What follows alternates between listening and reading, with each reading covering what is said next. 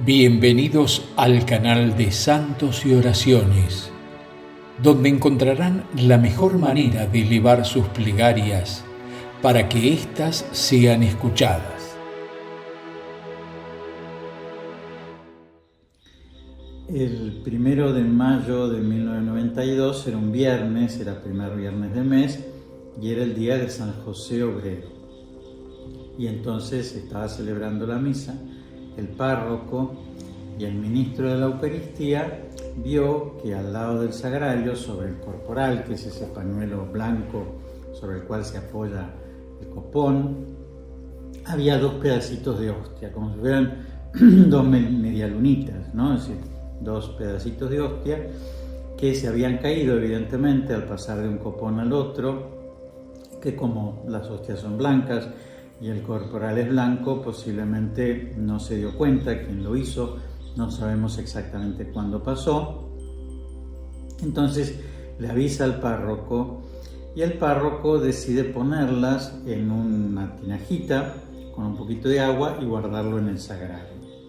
Es normalmente el procedimiento que tenemos cuando encontramos algo que no sabemos exactamente si está en buen estado, si no está en buen estado. Una hostia, la ponemos en agua, con el tiempo se diluye, se hace como una baba, es decir, desaparece la presencia eucarística, al desaparecer las especies de pan y de vino, y entonces eso se echa en una planta en general, se purifica ese copón y de esa manera se resolvió, ¿no es cierto?, el tema. Bueno, la cuestión es que las ponen en el sagrario y durante toda una semana los tres sacerdotes y el diácono, cuando abríamos el sagrario para reservar la Eucaristía, mirábamos a ver qué había pasado y no, estaban en el agua los dos pedacitos de hostia sin disolverse. Eso es bastante común, que lleve un tiempo en disolverse, depende un poquitito de lo frescas que están las hostias, así que pasó una semana y eso estaba intacto. Bueno, entonces llegó el 8 de mayo, el viernes de la otra semana, que daba la casualidad que ese viernes era el día de la Virgen de Luján, de la patrona de la Argentina, y entonces yo celebré la misa a las 8 de la mañana y la verdad no me fijé. Y después celebró la misa de 10 de la mañana el padre Juan Carlomagno, el párroco, y entonces él sí se fijó y encontró que esto había cambiado. Lo guardó dentro del sagrario, subió a la casa parroquial, en donde se encontró con el diácono y conmigo, y entonces nos dijo: vayan al sagrario a ver qué ven. Nos lo dijo un poquito entre risueño y nervioso. Vieron que algunas veces cuando estamos nerviosos medio como que hacemos una sonrisa. Y Marcelo y yo bajamos diciéndonos: uy, ¿qué habrá comprado Juan? Pensábamos que nos íbamos a encontrar con un copón nuevo o con, qué sé yo, alguna cosa, alguna novedad que hubiera puesto Juan, por el modo en que nos lo dijo, ¿no? Pero cuando abrimos el sagrario y nos encontramos esto que nosotros sabíamos que habían sido esas dos hostias, bueno, era como un coágulo de sangre que estaba en el medio del agua. Ese coágulo tenía como unas pelucitas blancas arriba y era como si la hostia se hubiera unido, los dos pedacitos de hostia en uno, como si hubiera explotado, como si de adentro de la hostia hubiera salido carne con sangre, y había esquirlas de esa explosión, ¿no es cierto?, en las paredes de esa tinajita. Es decir, era algo muy inusitado, algo que evidentemente era sorprendente, y entonces subimos, le dijimos a Juan: mirá, para nosotros eso es sangre. Y entonces Juan, que es un hombre que nos enseñó a vivir esto dentro de la iglesia, y realmente para mí, que estaba recién ordenado, fue muy lindo ver cómo él manejaba la cosa, llamó al obispo. El cardenal en ese momento era el cardenal Quarracino, pero estaba de viaje. Entonces habló con el vicario general, que era Monseñor Mirás, que después fue el arzobispo de Rosario, pero en ese momento era el obispo, el vicario general, obispo auxiliar de Buenos Aires. Bueno, Juan le cuenta, y entonces Monseñor Mirás le dice, bueno, no sé, llama a un médico. Y entonces, como el diácono había tenido mal de Hopkins, el cáncer de ganglios, había una médica oncóloga que vivía bastante cerca, la doctora Isabel Boto, y que acostumbraba a venir cuando la necesitábamos, entonces la llamamos por teléfono, vino inmediatamente, le explicamos qué era lo que había pasado. Entonces ella lo miró, cuando lo miró dijo, esto es sangre, y si es sangre, sangre de Cristo. Recuerda esas palabras, ¿no? Porque eran conmovedoras. Y entonces ella sacó de su cartera uno de esos reactivos que cambian de color si hay hemoglobina, lo puso y cambió de color. Es decir, que era sangre, ¿no es cierto? Que no era un óxido, ni un hongo, ni nada de eso. Y entonces dijo, bueno, voy a ir a buscar una jeringa para tomar una muestra y analizarla. Entonces vino al ratito con una jeringa, trató de succionar y como era carne en realidad sólida, no pudo. Entonces con un portaobjeto, ¿no es cierto?, con esos vidriecitos para el microscopio, sacó una de las esquirlas y se la llevó a un sanatorio que estaba relativamente cerca, el sanatorio del Buen Samaritano, y ahí la hizo analizar. Y esa misma tarde ya nos dijo que se trataba de carne y de sangre, pero que no podían especificar si era humana o no. Bueno, la cuestión es que volvimos a llamar al obispo, y el obispo era viernes por la tarde, nos dijo, bueno, mira, no está el cardenal, esperemos hasta el lunes. Entonces así quedó, ¿no es cierto?, con un gran signo de interrogación.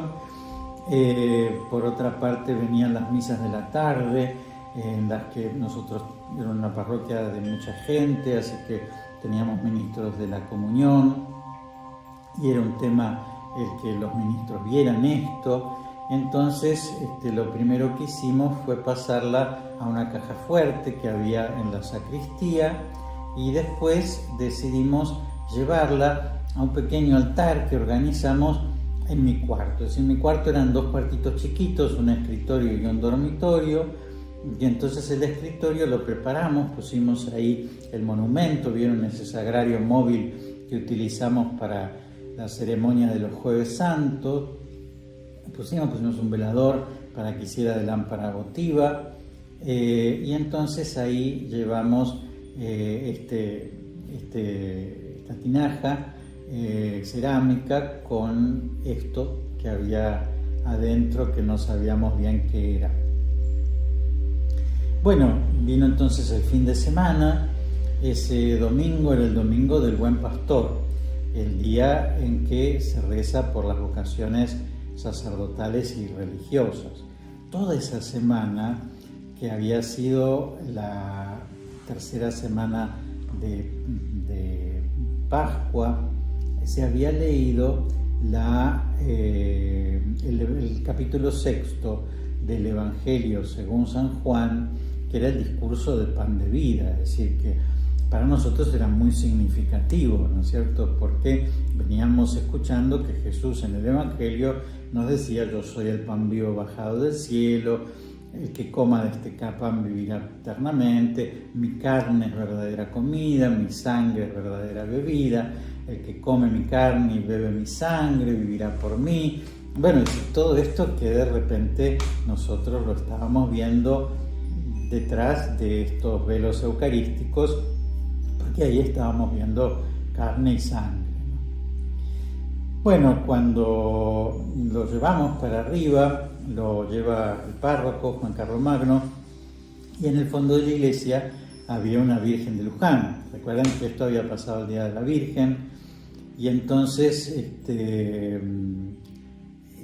Juan se lo muestra a la Virgen y le dice: "He aquí a tu hijo", le dice Juan.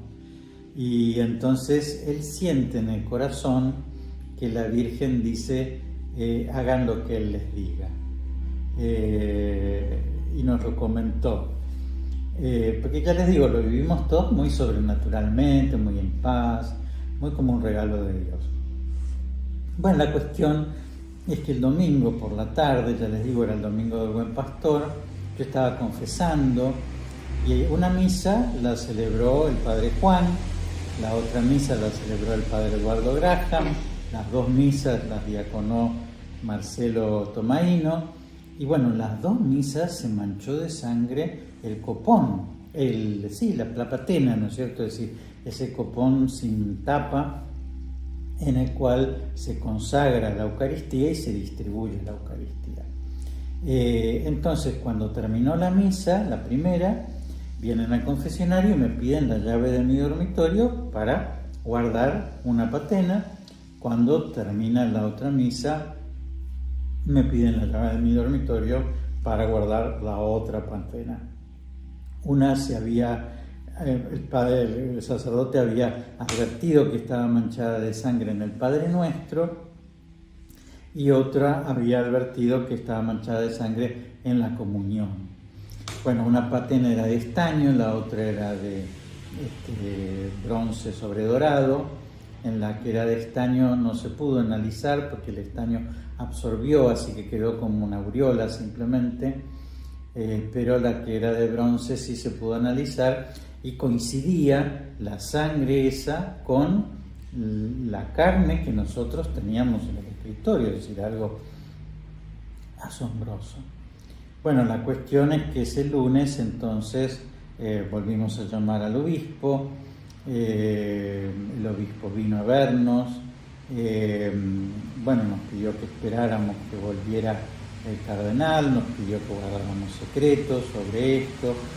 Así lo hicimos, y durante un tiempito hicimos algún tipo de análisis medio casero, de algún amigo, de algún patólogo, de alguna persona que podía darnos datos sobre esto, pero no se hicieron quizás con todo el protocolo que hay que seguir cuando se trata de una investigación tan seria, ¿no? Y entonces cuando estuvo al tanto el cardenal Quarracino, nombró a un investigador, un canonista, que era Monseñor José Luis Molagan, que en ese momento era obispo en Madre Admirable y era canonista, pero después era el párroco de Madre Admirable, pero después fue obispo, fue el obispo de San Miguel, después fue el arzobispo de Rosario y fue el secretario de la Conferencia Episcopal durante 6 años. Entonces él empezó las investigaciones acerca de esto, pero ya con la formalidad que correspondía. Ahora, bueno, ¿qué pasó? Bueno, pasó que esto entró como en una vía muerta, porque pasaron muchas cosas, es decir, cambió el párroco, el nuevo párroco se enfermó, tuvo una ACV y quedó mudo por 2 años, entonces no se podía hacer cargo de una investigación como esta. También cada uno de nosotros nos fueron mandando a distintos destinos. Yo fui el primero que me fui, que me pasaron a la parroquia de San Nicolás de Bari. Entonces también perdimos contacto con la investigación, que ya no estaba en manos nuestras, sino que estaba en manos de este canonista. A este canonista lo hicieron obispo, entonces también dejó de pertenecer a la diócesis de Buenos Aires, donde se realizaba esta investigación. Empezó a tener mucho trabajo, por otra parte, primero como secretario de la Conferencia Episcopal, después como obispo de San Miguel y después como arzobispo de Rosario, y entonces evidentemente todo entró como en una vía muerta que pasaban los años. Nosotros no nos animábamos a contarlo porque eso era lo que nos habían pedido, y bueno, en un momento pensamos que esto iba a terminar. Hubo 2 episodios, uno en el año 94 y otro en el año 96, similares. Yo no quiero hablar sobre eso porque yo no fui testigo de eso, sí me llamaron para que lo viera, pero lo curioso de lo que pasó después en el 94 y en el 96 es que esas hostias que aparentemente se convirtieron en sangre se pudrieron, mientras que el milagro eucarístico del año 92 está hasta el día de hoy íntegro, ¿no es cierto?, intacto, nunca se pudrió, nunca se corrompió. Bueno, la cuestión es que así llegamos hasta 1999, ya había muerto el cardenal Corrachino, ya el arzobispo de Buenos Aires era el cardenal Bergoglio, que ahora es el Papa Francisco, y entonces aparece un investigador, Ricardo Castañón Gómez, que era un hombre que se dedicaba a investigar fenómenos sobrenaturales, y entonces le proponen al cardenal Bergoglio si pueden estudiar estas hostias de la parroquia de Santa María. Y el cardenal da el permiso, y entonces se hace un estudio muy riguroso, muy bien hecho, que constaba de 2 partes. La primera parte se trataba de la credibilidad de los testigos. Entonces nos llamaron a los testigos, nos hicieron una investigación, ¿no es cierto?, preguntas, para ver si ya habían pasado casi 8 años, para ver si nosotros seguíamos con el mismo relato, coincidíamos en las cosas que decíamos. Bueno, nos llamó la atención que algunas veces no coincidíamos exactamente en el relato, los testigos, y eso nos preocupó, ¿no es cierto? Porque, por ejemplo, por decirles, yo decía, y yo fui a buscar a la médica y le conté, y el párroco decía, y yo fui a buscar a la médica y le conté, y el diácono decía, y yo fui a buscar a la médica y le conté. Y entonces decimos, pero ¿cómo es esto? ¿No? ¿Quién fue a buscar a la médica y le contó? Y entonces eso, fíjense que fue muy bien tenido, porque aparentemente cuando hay un complot, las personas arman una historia, un relato, en donde queda claro qué es lo que dice cada uno. En cambio, cuando uno relata algo que pasó auténticamente, suele pasar este fenómeno que se llama de apropiación.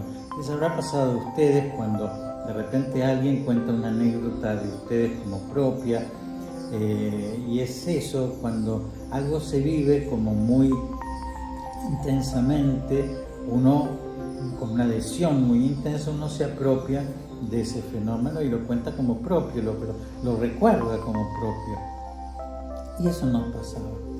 Bueno, la cuestión es que yo escribo un cuaderno espiritual, que ya voy por el tomo número 30 y tantos. Lo escribo desde el año 82, que fue el año en que tomé la decisión de ser sacerdote. Entonces, lo bueno que tenía ese cuaderno espiritual es que yo tenía escrito lo que había pasado en el momento que había pasado. Entonces era mejor que la memoria, ¿no es cierto?, porque era algo que estaba por escrito. Así que también ayudó ese cuaderno el mostrar, ¿no es cierto?, ya había pasado mucho tiempo, es decir, que ya se había escrito mucho después, para como certificar, ¿no es cierto?, bueno, esto pasó tal día, pasó de esta manera. Entonces, una vez que pasamos ese primer discernimiento sobre que los testigos éramos creíbles, se pasó a la investigación de una muestra, ¿no es cierto?, de lo que quedaba del milagro eucarístico del año 92. Eso se lo puso en un sobre lacrado con un escribano que certificaba, se lo llevó a Estados Unidos, se lo sometió a una carga de test, ¿no es cierto?, cuya respuesta vino en el año 2000, y que la respuesta fue sustancialmente que se trataba de tejido estriado como el del miocardio, que estaba vivo y que estaba herido. Bueno, eso fue una respuesta muy fuerte, porque imagínense, había pasado 8 años, es decir, que ese tejido estaba vivo, es decir, estaba como está el tejido del miocardio en el corazón, que está vivo, no como se lo podría ver afuera, ¿no es cierto? Y además que estaba herido, que estaba produciendo sustancias para cicatrizarse, ¿no es cierto? Bueno, eso para nosotros fue evidentemente una enorme certificación, y una vez que le comunican al cardenal Bergoglio esto, el cardenal Bergoglio nos llama para decirnos la respuesta, y se compromete a ir el 8 de mayo del año 2000 a la parroquia de Santa María para celebrar la misa y para permitir el culto, ¿no es cierto?, de esto que él prefirió llamarlo signo eucarístico a milagro eucarístico. Bueno, esto es una cosa que, bueno, ustedes lo conocen al Papa, que le gusta decir frases que son muy propias de él, ¿no?, de su forma de pensar, porque técnicamente se trata de un milagro eucarístico. Pero él dijo que le convenía llamarlo milagro eucarístico, no algo que dijera la ciencia, sino algo que dijera la fe. Entonces, si había conversiones, si habían vocaciones, si crecía la adoración, si crecía el culto eucarístico, entonces el día de mañana eso sí lo iba a llamar un milagro eucarístico. Ahora, que si simplemente la ciencia nos dice esto es carne del miocardio, vivo y herido, entonces él prefería llamarlo un signo eucarístico. Pero en cuanto al culto, nos pidió que le diéramos el mismo culto que le damos a la Eucaristía, es decir, que lo expusiéramos en una custodia, que nos arrodilláramos frente a esto, que prendiéramos velas, ¿no es cierto?, cuando lo exponíamos, es decir, que se le dio el mismo culto que se le da a la Eucaristía. Así que, bueno, el cardenal Bergoglio permitió a partir del año 2000 que se lo exponga. Y así se hizo, primero una vez por semana, después 2 veces por semana, se sigue haciendo hasta el día de hoy, es sumamente lindo, lo pueden ir a ver una vez por mes, los primeros viernes de mes a partir de las 20 horas y los primeros sábados de mes a partir de las 11 de la mañana. Después, más adelante, se hizo una capilla para el Santísimo, en donde detrás de una custodia muy linda que hicieron, siendo la simbología del ponchito de Juan Diego con la Virgen de Guadalupe, detrás de esa custodia hay una caja fuerte en la pared, que es donde se guarda no solamente el milagro eucarístico, los copones de ese domingo, los otros restos que quedaron del año 94 y del año 96, y después toda gasita, toda jeringa, todo algodoncito que hubiera tocado esto en su momento, ¿no es cierto? Y entonces se guardan ahí. Después sé que se han hecho otros análisis, pero sobre eso no quiero hablar mucho porque yo no me enteré de una manera formal de esto, así como que cardiólogos han investigado los resultados de estas investigaciones y han encontrado muchas connotaciones, por ejemplo, que se trata de una sangre coincidente con la de la sábana santa y con la del milagro del anciano, también que se trata de un corazón que está sumamente estresado, lo cual evidentemente es muy significativo, ¿no? Así que bueno, eso fue el milagro eucarístico. Es curioso que si bien a todos nosotros nos emociona mucho cuando llegan estas fechas, el recuerdo de esa experiencia única que pasamos, es verdad que no tenemos una gran necesidad de volver a ver esto, y nos ha pasado a los 4, porque en realidad los 4 tenemos claro que esto es la Eucaristía, ¿no es cierto? La Eucaristía, la que participan todos ustedes, que están los sagrarios de todas las parroquias, que celebra cualquier sacerdote, ¿no? Y entonces que ese corazón que está vivo y herido, que está muy estresado, que es el mismo que el de la Sábana Santa y el de todos los milagros eucarísticos, es el corazón eucarístico de Jesús, ¿no? Así que evidentemente para nosotros el encuentro con esto, o el reencuentro con esto, es diario y es en la Eucaristía. Pero evidentemente es lindo contarlo porque despierta de alguna manera la convicción de que es verdad, ¿no es cierto? Es decir, esto yo lo vi, ¿no es cierto? Es decir, esto fue así, ¿no es cierto? Realmente un día estábamos mirando esto en la mesa, el párroco tomó un palillo de dientes, lo pinchó y sangró delante de mis ojos, ¿no? Y nosotros lo vimos, ¿no? Es decir, estaba vivo. Yo todos los días cuando me levantaba, lo primero que hacía era olerlo, porque pensaba, un pedazo de carne fuera de la heladera tiene que empezar a pudrirse. Y nunca tuvo olor, nunca se corrompió, siempre se mantuvo fresco. Simplemente que a los 40 días más o menos se evaporó todo el agua que había en ese cuenquito y entonces esto se convirtió como en una costra que quedó pegada al fondo y que después se fue despegando, ¿no es cierto?, solita, y que al final quedaba pegadita por una pequeñísima parte y el párroco le dio un tironcito y entonces se desprendió. Y entonces eso es lo que hoy se muestra entre dos vidrios en una custodia, es eso que el párroco desprendió y que cuando se lo ve a trasluz se ve claramente que se trata de tejido, que si bien uno cuando lo ve a simple vista es marroncito, cuando se lo ve con una luz a trasluz se ve claramente que es rojizo, ¿no? Así que, bueno, ¿qué significa esto?